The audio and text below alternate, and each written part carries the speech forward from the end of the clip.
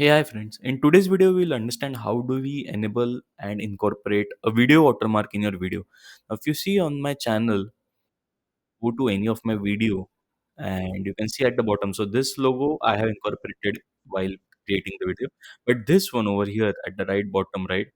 This is a video watermark which is incorporated by default by YouTube. Now, if I click on this, it gets redirected to my channel. So this is great for viewers who are viewing your videos and they can just hover around and get redirected. Now, how do we enable or disable those? Right? How do we incorporate this watermark? So you go to your channel, click on customize channel, and now once you scroll down on your profile page, you can see video watermark, right?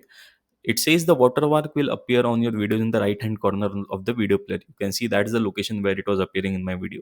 And you can mention the display time, that is at the end of the video, custom start time, like if you want it to be visible from a certain time in your every video, or you can keep it as entire video. You can change it or remove it and then click on publish, right? So that's the way it happens. And you can update the setting to enable the video watermark on every YouTube video of your channel.